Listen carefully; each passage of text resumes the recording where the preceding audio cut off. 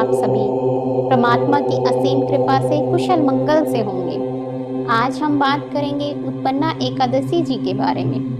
कैसे देवी उत्पन्ना एकादशी का जन्म हुआ, कैसे वे अवतरित हुई और कैसे उन्होंने देवताओं के साथ साथ भगवान विष्णु के प्राणों की रक्षा की। जैसा कि आप सभी जानते हैं कि हिंदू धर्म में कृष्ण व शुक्ल पक्ष दोनों ही पक्षों की एकादशी के दिन का खास महत्व है।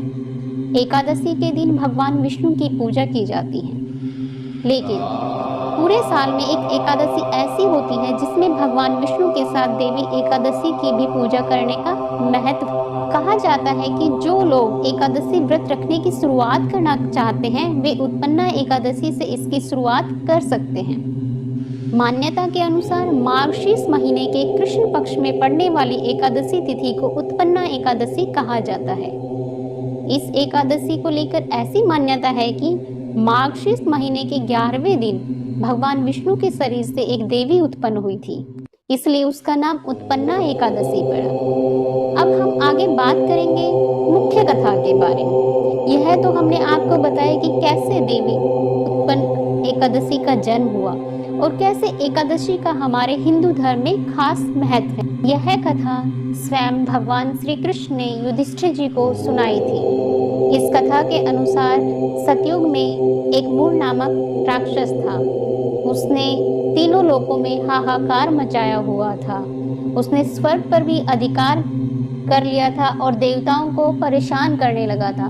तब सभी देवता परेशान होकर और चिंतित होकर भगवान शिव के पास गए कि हमारी रक्षा कीजिए, हे महादेव हमारी रक्षा कीजिए, हम क्या करें।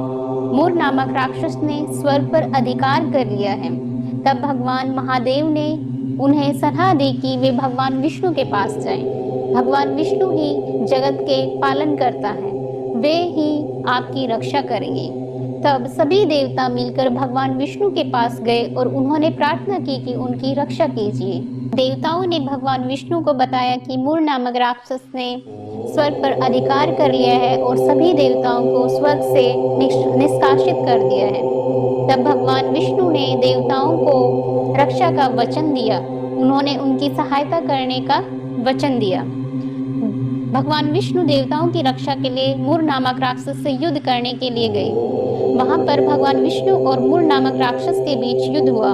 कहा जाता है कि यह युद्ध 10,000 वर्षों तक चला और जब इस युद्ध के दौरान भगवान विष्णु को थकान महसूस हुई तो वे बद्रिकाश्रम में एक गुफा में जाकर आराम करने लगे और विश्राम करते हुए उन्हें गहरी नींद आ गई।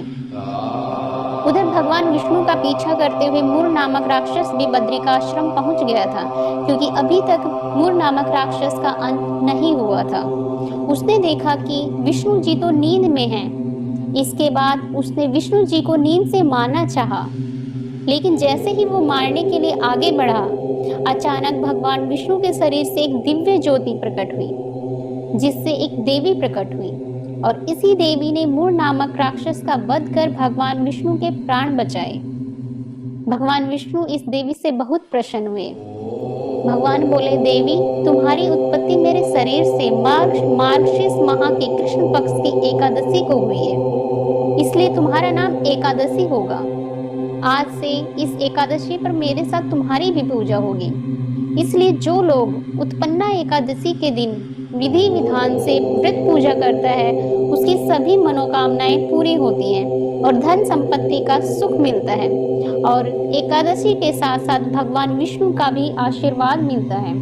इसलिए जो भी लोग एकादशी व्रत रखने की सोच रहे हैं, शुरुआत करना चाहते हैं, वो उत्पन्ना एकादशी से अपने एकादशी व्रत की शुरुआत कर सकते हैं। तो भक्तों, ये थी उत्पन्ना एकादशी जी की कहानी, देवी उत्पन्ना एकादशी की कथा।